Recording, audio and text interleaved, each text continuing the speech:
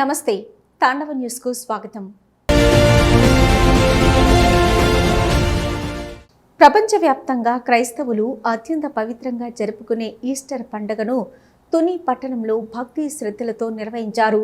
చర్చిల్లో ప్రత్యేక ప్రార్థనలు, సమాధుల వద్ద ఆరాధన కార్యక్రమాలు ఘనంగా నిర్వహించారు. కాకినాడ జిల్లా తుని పట్టణంలో ఈస్టర్ పర్వదినం సందర్భంగా క్రైస్తవులు భక్తి శ్రద్ధలతో వేడుకలు నిర్వహించారు. స్థానిక ఎస్ఎంబి చర్చ్ సమాధుల తోటలో తెల్లవారుజాము నుంచే విశ్వాసులు తమ పూర్వీకుల సమాధుల వద్దకు చేరుకొని పూలదండలు అర్పించి కొవ్వొత్తులు వెలిగించారు. దైవజనుల సమక్షంలో ప్రత్యేక ప్రార్థనలు నిర్వహించారు. 45 రోజుల పాటు ఉపవాస ప్రార్థనలు నిర్వహించిన క్రైస్తవులు ఈస్టర్ సందర్భంగా చర్చిల్లో సాంప్రదాయబద్ధంగా ఆరాధనలు చేసి ప్రత్యేక ప్రార్థనలతో ఉపవాసాన్ని ముగించారు. ఈ సందర్భంగా pastor Gaddam Madhubabu, Scott memorial Baptist church secretary Arugula Sukumar మాట్లాడుతూ సమాజంలో శాంతి, సహవాసం, సామరస్య భావనలు పెంపొందించుకోవాలని పిలుపునిచ్చారు. యేసుక్రీస్తు బోధనలు ప్రతి ఒక్కరూ ఆచరించాలని సూచించారు.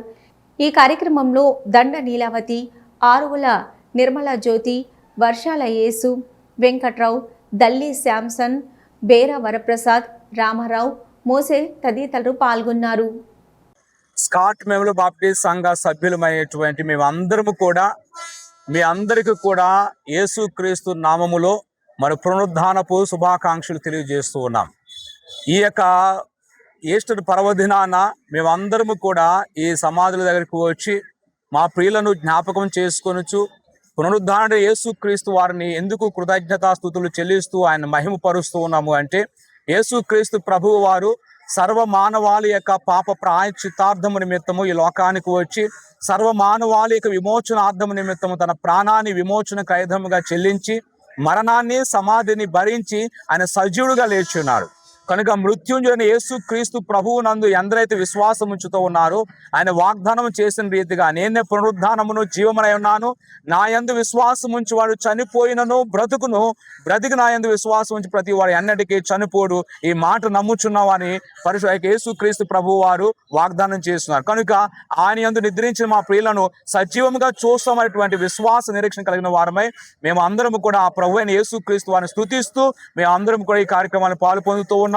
అలాగనే యేసుక్రీస్తునందు విశ్వాసించిన మీ అందరికీ కూడా పాప క్షమాపణ, రక్షణ, పరలోక భాగ్యం కలుగుచుందని తెలియజేస్తూ మీ అందరికి కూడా ఈస్టర్ శుభాకాంక్షలు తెలియజేస్తున్నాం. Happy Easter. ఈ రోజు మహాశుభదినము. క్రీస్తు నేడు లేచెను. ఆయన సమాధిని గెలిచి మృత్యుంజయుడై తిరిగి లేచిన రోజు పునరుత్థాన దినము, ఈస్టర్ దినము. క్రైస్తవులందరికీ ఈస్టర్ శుభాకాంక్షలను తెలియజేస్తా ఉన్నాను. ఎందుకంటే ఈ శుభదినాన్ని పితరులను జ్ఞాపకం చేసుకుంటూ మాకు నిరీక్షణ, దేవుడు ఇచ్చిన నిరీక్షణ ప్రకారము మా పితరులు కూడా దేవుడు మరలా రానై ఉన్నాడు. ఆ దినాన్ని మేమందరము కూడా ఆయనతో పాటు లేచేవారముగా, చనిపోయిన వారందరూ లేపబడతారు, సజీవులైన వారు కూడా మహిమ దేహాలు ధరించుకొని ఆయనతో లేస్తామనే నిరీక్షణ ప్రభు మాకు ఇచ్చాడు. కాబట్టి ఆ నిరీక్షణ కలిగి జీవిస్తూ ఉన్నాము క్రైస్తవులుగా. ఈ రోజు మాకు మహాశుభదినము.